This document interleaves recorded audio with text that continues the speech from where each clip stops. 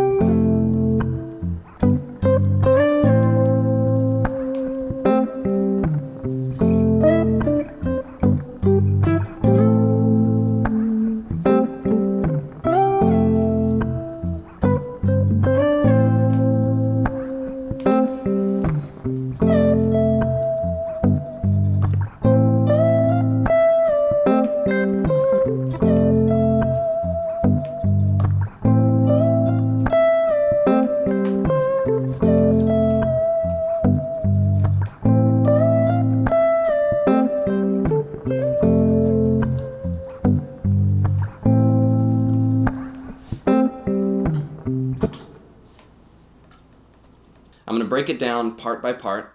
There's the rhythm section, the hook, and his vocal line, like what he's actually singing.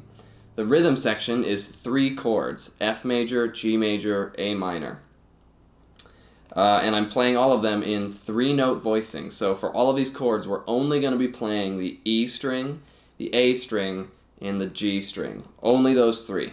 It really helps to finger pick this. You could, with palm muting and left hand muting, strike these with a pick, but you're going to have a much better time if you're finger picking this stuff. So, our F chord, 1st fret on the E string, 3rd fret on the A string, 2nd fret on the G string. This is our 1, 5, 3, or F, C, A, spread triad for F. And then to get to our G chord, we just actually slide this up a whole step and don't change anything. Same shape, but from the 3rd fret of the E string, 5th fret on the A string, 4th fret on the G string, and then again, to get to our A chord, we're gonna slide it up another whole step, except this time we need to make it minor. So our 3rd actually needs to be on the same fret that our 1st finger's on. Usually I just bar it straight across with my 1st finger. Again, careful to only strike the E string, the A string, and the G string. So here I'm on the 5th fret of the A string, 7th fret of the 5th fret of the E string, 7th fret of the A string, and the 5th fret of the G string. And then with this bar here, it sets you up pretty nicely to do this turnaround that I like to play, which is I've got my 1st finger barring on the 5th fret of the D and G string, and then I'm hammering on the D string up to the 7th fret, striking the open, these 2, barred again, and then dropping my 3rd finger on the 7th fret of the A string, sliding down a whole step, and then another whole step. So that whole thing is like, and then you want to loop after you hit that C. So the whole rhythm section together is going to sound like this.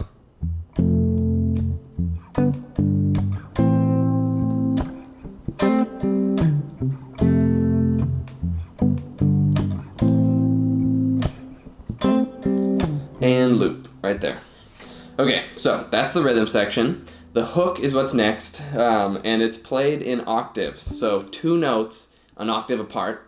I'm going to show you the bottom of the 2 notes first, and then we'll work on how to figure out where the octave is on top of that in just a minute. So the line goes like this: 14th fret of the D string, 12th fret of the D string, 10, 9, jump down to the A string, there's 10, 7, 12.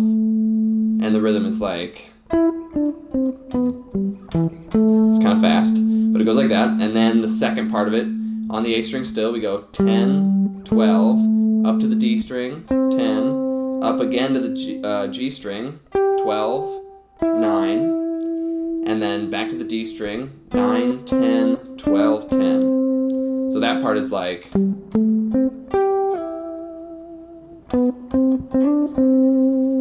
the whole thing together.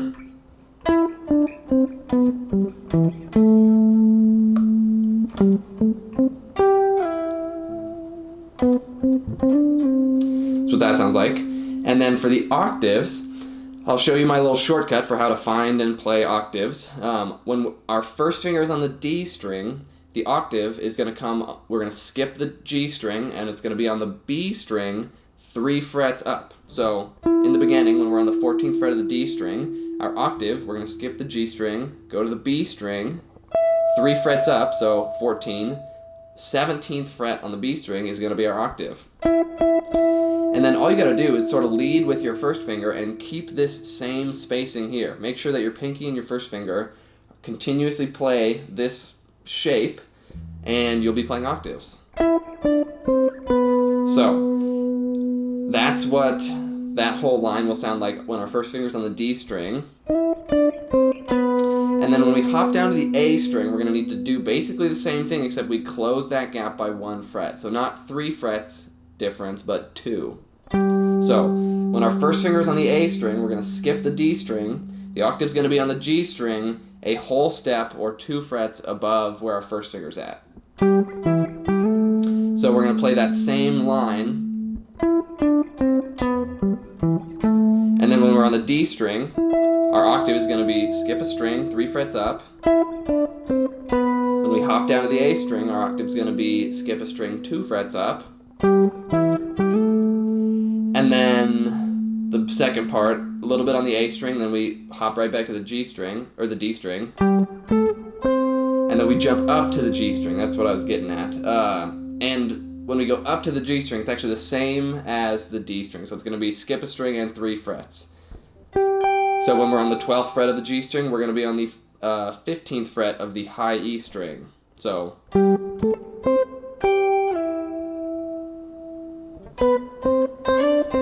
basically, skip a string and 3 frets up is the octave everywhere except for the little bit of this lick that's on the A string. That's the lower octave is on the A string. So the whole thing together, I've got my first finger on the 14th fret of the D string.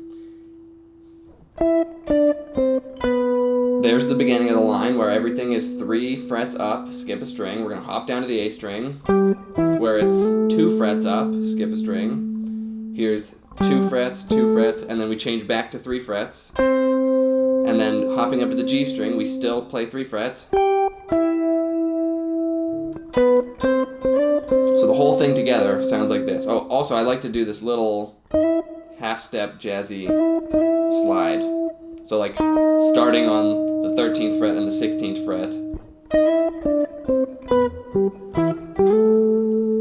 And often I do these slides instead of just hitting the notes straight up.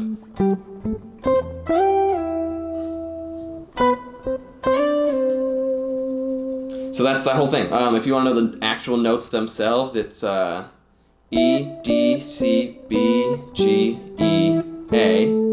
So we're starting on an E, and it just kind of does this like bluesy walk down to E down here. And then we've got G, A, C, G, E, B, C, D, C.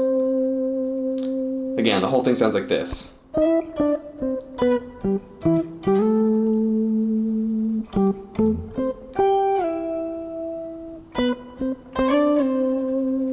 Okay, that's the hook.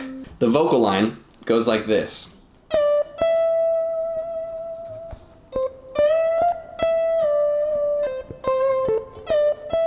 Basically repeats that 3 times, and the last time there's kind of like a conclusion to it. And it's a little tricky because we start on a pre-bend that we're like releasing when I strike it. So I'm fretting the 15th fret of the B string, but before I pick it, I'm actually going to bend up a whole step so that we're there. And then when I strike it, I'm actually going to be releasing the bend. A little bit like that. And then we bend right back up from the 15th fret up to what would be 17th fret. So slowly it's like, it's what it sounds like. It's really it's subtle. And then I usually do a little bit of vibrato. And then first finger is going to be on the 13th fret of the B string. We're going to come back down here, immediately bend right back up. And then when we're holding this bend, a whole step bend up from the 13th fret, or the 15th fret, sorry, we're going to use our first finger right here to play the 13th fret on the high E string while we're holding this bend without releasing it. So that's like, and then we strike the B string again, pull off or release this whole step bend, and then back down to the 13th fret, and then it's down to the 14th fret of the G string. I usually play it there. Sometimes I play that same note on the 10th fret of the B string.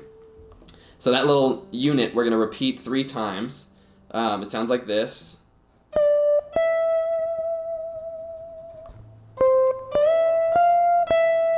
Oh, I forgot a super critical part. There's this tiny little half-step bend. I mean, I honestly, sometimes I even do less than a half-step bend, like a micro bend. That thing. So the whole thing sounds like this.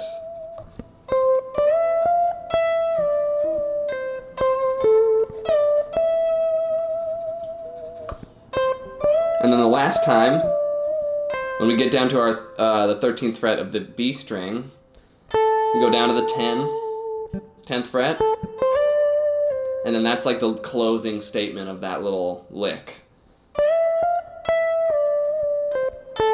13, slide up to 15 or bend, and then end on the 13. That's where it ends. So the whole thing, really slowly, so you can get a feel for it, goes like this.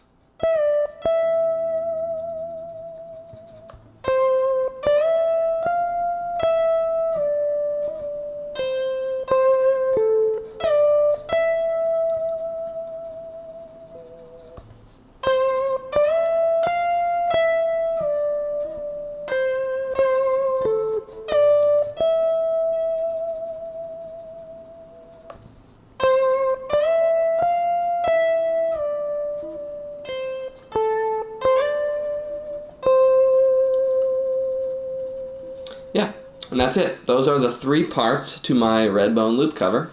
The whole thing all together sounds like this.